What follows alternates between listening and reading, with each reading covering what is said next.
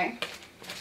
Well, now that helps you to know a little bit more about me, doesn't it? No, that's very helpful. Thank you so much. And that's just, all of that is so amazing. It really is. And I love the legacy that you have with Clemson. I mean, that it means a lot to me because I've I'm got a the student. proof to prove it too. Oh yes, Yeah. you do. Oh, one other thing too. Yeah, sure. I'm in the Tiger. I'm in the what they call the Clemson Liturgical Society. Okay. That's people that have Clemson mentioned in their will. Okay. I have Clemson in my will for 50% of my estate. They'll get over $1 million when I retire. Yes. And they sent me this gift right here. Mr. and Mrs. Allen Kelsey Wood Jr., the Clemson Legacy. They sent me this in 1993. Yes. This is the will of Thomas Green Clemson. And they sent me that. That's amazing. So there is the will of Thomas Green Clemson. You can read it anytime you want to. That is unbelievable. Here's something else. All right, sure. This right here, President George W. Bush. No. Dear Alan, you can see the date on it. He wrote this letter and signed it. Oh my gosh. And mailed it to me. Mr. Allen K. Wood Jr., President George W. Bush. Oh my gosh. He also sent me an invitation to his inauguration.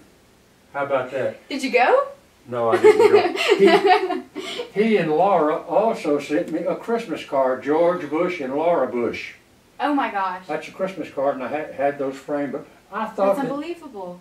50 years from now, to my children or grandchildren, they may have some historical value. Absolutely. I mean, already so. I mean, what sentimental and historical value. How many people do you know that have a self-addressed, a letter like that from a president? I know I don't. Not many. No, sir. Oh my gosh. My mind is blown. Huh? That's just amazing. Now you know what sort of guy you're talking to. I do. I'm a Republican. Yeah. Hey, that's okay. Me too. Okay. One more second and I should be good to go. Let me just organize my life really quick and then we will be good.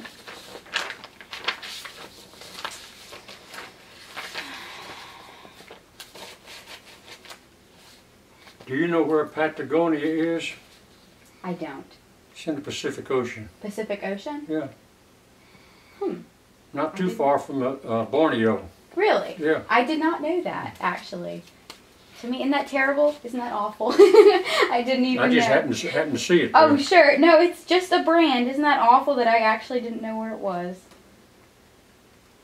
Now you do. I do.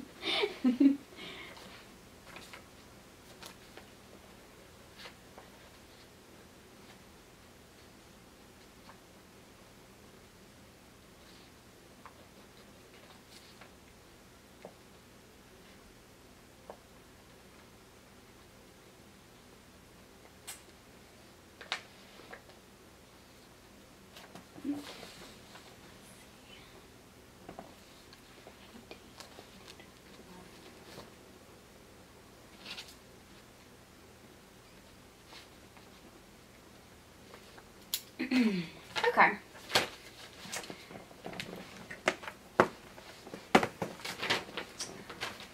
So I just need to read off this basic information first, and then we can kind of dive into it. Okay. Okay. So the interview is being conducted for the Veterans History Project for the Library of Congress. The veteran's name is Allen Kelsey Wood. He was born on September 18th, 1925. He served as a Marine. He achieved the rank of second lieutenant. Right. Correct? And we are recording this on, it looks like October 6th, 2013. And I am Sarah Rains, and I am conducting the interview.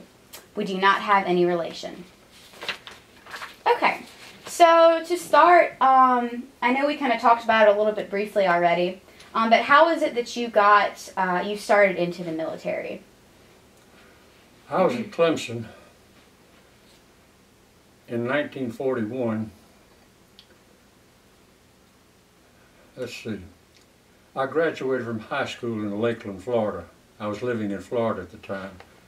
My father gave me $50 when I graduated from high school, and I had an uncle that was superintendent of the mill in Westminster, South Carolina, and I came up to Westminster, and I got a job working in the mill in the morning from 7 in the morning to 3 in the afternoon, and then I went downtown to a restaurant and worked in a restaurant from 4 in the afternoon till midnight. I kept those two jobs for 3.5 to 4 months. Mm-hmm. I saved every penny I made, and it was enough to pay for my freshman year at Clemson. Oh, wow. So that was how I got started at Clemson in 1941. Then Pearl Harbor came along, and at the time, that was in December the 7th of 1941. At that time, I was too young. I was only 16 when I graduated from high school. I started when I was 5 years old, and I skipped the 5th grade. I went from the 4th grade to the 6th grade and graduated from high school when I was 16. So on Pearl Harbor Day, I was too young to win, and my mother wouldn't even hear about it. Sure. The next year, in December, a year later, I was old enough. There were 2,400 cadets on the campus at Clemson in December of 1942. A recruiting caravan of Army, Navy, Air Force, Marines came around, and that one day, that one weekend, we had 2,000 Clemson cadets signed in the military. That only left 400 on the campus, and those 400 were either too young or 4F. They physically couldn't qualify. Okay. I enlisted in the Marines, and from there they sent me to Parris Island and then to New River, North Carolina, and then on to the Pacific, and that was where I got started. Okay. Is there a particular reason you chose the Marines, or not really? I guess I always admired them. Yeah. I'll always be three things. I'll always be a Clemson Tiger, I'll always be a U.S. Marine, and I'll always be a U.S. citizen. I'll always be those three things. Sure. Great.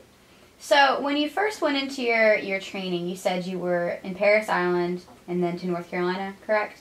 Do what? Were you in Parris Island first for your training? That was what we call boot camp. Okay. All right. That was where we got all the got welcomed, you might say, into the Marine Corps. We learned all the military discipline there, as well as they kind of got us in shape physically too, you know. So they worked us really hard. I was at Parris Island for 13 weeks, and that's probably the hardest 13 weeks in my life that I've ever lived. Yes. They pushed us worse than slaves, I would guess you might say. But it was for a good purpose. What they were doing was making Marines out of us.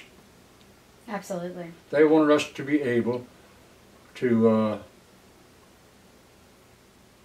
if we got into combat, to take charge of any conceivable situation that came up and act as if we were the company commander. In other words, if everybody else got killed and you were the only one left living, you took charge and you did what had to be done. That was the basic premise that they tried to teach us at Parris Island. Okay. Okay. So after Parris Island, where was your next location? Then I next went to New River, North Carolina. Okay. And that was where we got into more of the amphibian training. Oh, okay. Yeah. And that's what of course that's on the coast of North Carolina. Sure. And I was there for 12 weeks, I believe it was. Okay. And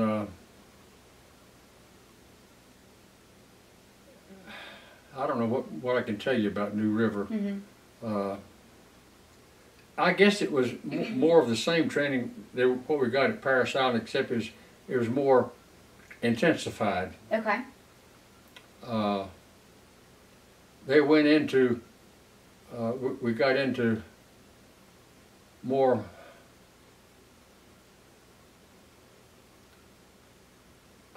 actual situations, I guess you'd call it. Okay, that makes sense. I remember one thing in particular. They took us on a 20-mile forced march with 70-pound packs on our backs. I happened to be the smallest man in the platoon that I was with. Oh, wow. I was, about half of them there were men that were much bigger and stronger than me, couldn't finish it. It was in the summertime, and it was hot, and but I made that 20-mile forced march with that 70-pound pack on my back, and you know, that's one thing I do remember from New River. But in other words, the training was pretty dramatic. It seems. Yeah. I know we were going through one combat series in fields and gullies and fences and stuff like that, and I was leaping across a gully and landed on a fence, and I cut my leg right through here. They had to put 13 stitches Oh my gosh. in my leg. That didn't get me out of duty. I mean, I went right, the next day I was right back at work. But I had to have 13 stitches put in a gash in my leg from diving across a barbed wire fence. Those are two particular things that I remember from New River. Yes. But hell of a thing to remember, isn't it? Yeah, really. So at that point, had you seen your family since you'd been, you know, the 13 weeks at Parris Island, and No. You hadn't seen them? How was that? Were you able to communicate with them at all, or? Well, I did see them before I went overseas. Okay. And that was the last time I saw them. Sure. And then I didn't see them again until 1945. So, but that's part of war. I remember things about World War II that a lot of people aren't even aware of. I remember how everything was rationed. In Detroit, they quit making automobiles and started making tanks and planes and stuff like that. So there were no automobiles made in this country for 5 years. When I got discharged, when I got out of Clemson in 1946, I couldn't buy an automobile because there was none available to buy. I had to wait until 1947, and I bought my first car. I bought a Ford in 1947. It cost me $900. But everything was rationed. Sugar was rationed. Coffee was rationed. All types of food. Meat. You couldn't hardly buy it in World War II. A lot of it was sent overseas to the soldiers and stuff like that, you know. Sure. During World War II, when the men went into service, women came out of civilian life and went into industry and you've heard the songs about Rosie the Riveter? Yes. Okay, well, women come in and took over the jobs that men used to do. At the end of World War II, we had 15 million men in the service, and when they got discharged and they went back to civilian life, a lot of them couldn't get a job because women were holding the jobs. Sure, absolutely, yeah. So, things like that I remember from World War II that a lot of people nowadays aren't even aware of. I wouldn't even think about something like rations, for instance. I wouldn't even. But everything was rationed. You couldn't buy anything. Sure. So, oh well. Give me 1 second. I'm just going to double check to make sure everything is good with this. All right. Yep. Perfect. My first time using it. Oh, we're taking pictures now? No, we're still good. I have a couple more questions if that's okay with you. I'm really enjoying this a lot. So after your experience that you went more into like the detailed training for the Marines, after North Carolina, where is it that you went next? To San Diego, California. That was where we shipped out from. Okay. And from there we were assigned to various regiments and so forth, divisions and regiments, and you know, sent to the Pacific. Okay. How was that experience? I can imagine. Had you ever been to California before? No. How was that for a culture shock? Was it a huge difference or not really? I enjoyed it. Did you? Yeah, I enjoyed it. Seeing things I'd never seen before. Absolutely. I enjoyed it. Yeah.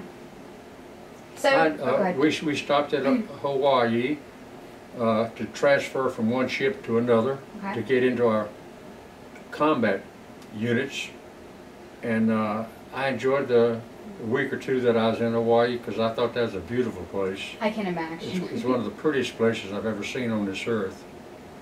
So. And so then you were shipped to the Pacific, and that's where you were on the 2 islands that you mentioned. 2 islands, yes, ma'am. And could you say the names of those again? Saipan, S-A-I-P-A-N, Okay. and Tinian, T-I-N-I-A-N. Those islands are still there. Okay. And what was it like on those islands? Hell on earth. Really? It was combat. I don't want to get into, well, on Saipan, for example, we had like 20,000 Marines on that island. Saipan was a large island. It was as large as New Jersey or Connecticut or some of the smaller states. It was a large island. The front lines, there were only like 200 yards between the Japanese front lines and the American front lines. The Japanese were sneaky. They would try to creep across at night and dive into the American trenches, trying to kill a Marine. Yes, sir. We were aware of that because we had numerous instances of them diving into our trenches, so we knew that they were doing that. So we were very alert to that situation. I had a Japanese jump into a trench in me, and I caught him on the point of my bayonet and run my bayonet right through his middle. That's probably the most horrible thought that I have from World War II. Absolutely. You never forget something like that. And it makes me almost want to cry now to think about it. Yes, sir. I mean, there I was, 18 years old. Younger than me. Doing something like that, and which I had no business doing, except that we were at war. They attacked us, and I remember the circumstances very well. The Japanese had their ambassadors in Washington, promoting peace talks and stuff like telling lies, and they were there at the very first time that when they hit Pearl Harbor, and I remember Franklin Roosevelt, "This day will live in infamy." You've heard that speech before. Yes, sir. Because the Japanese did us an infamous wrong. We lost. When I was at Hawaii,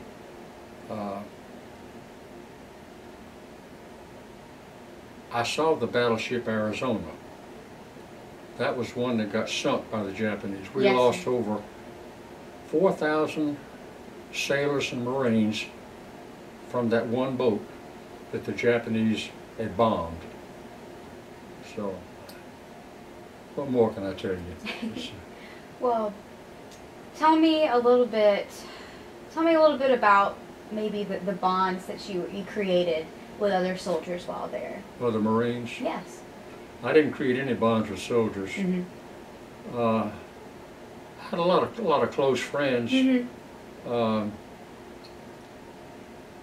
One special one that I kept in touch with was a boy named Arnold Whitaker.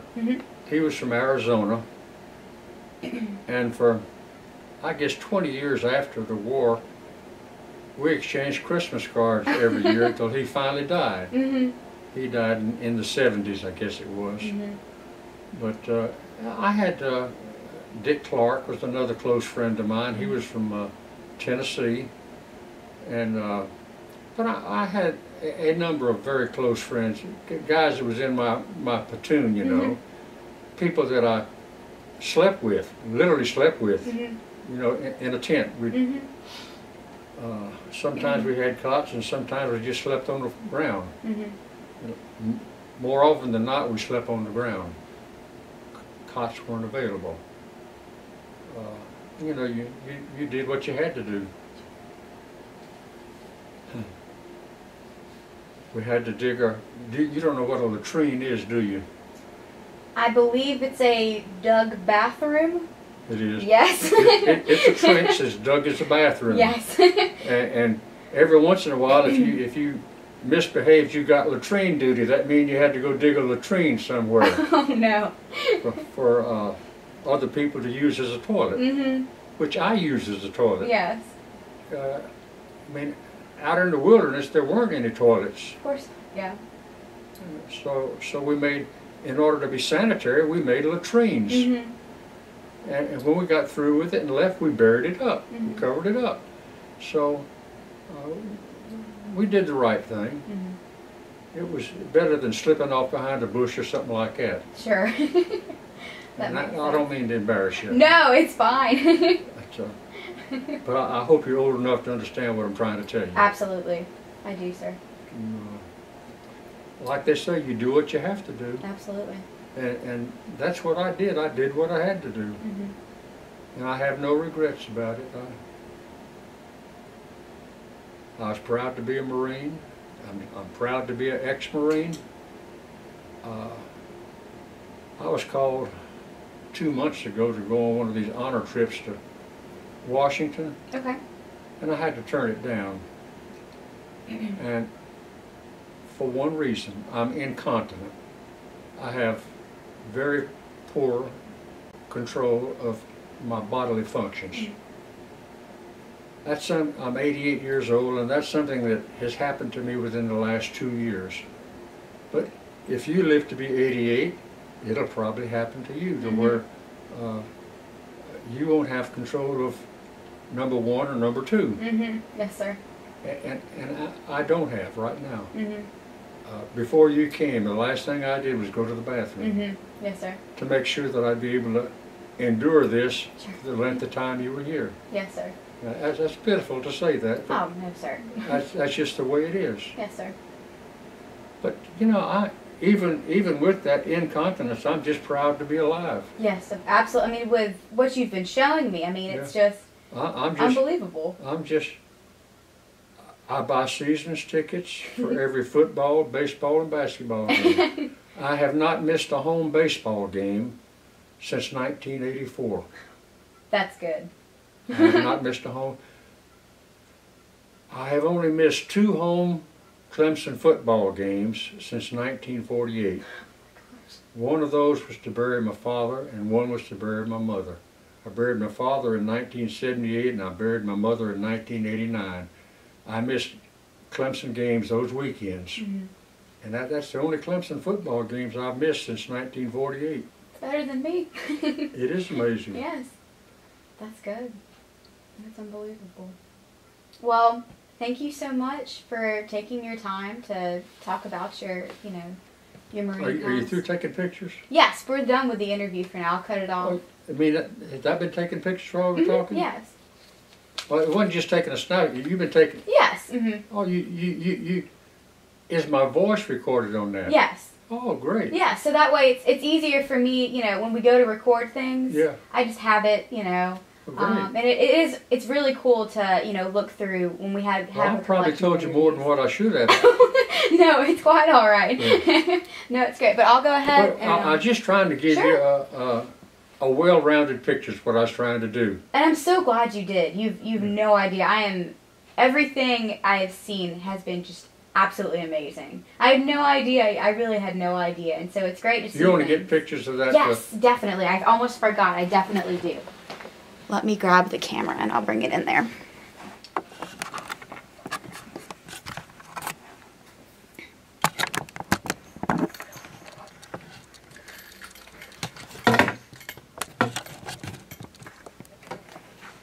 Okay, let's see if it'll reach.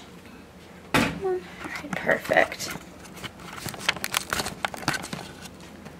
Okay. All right, perfect. All right, ready? Good.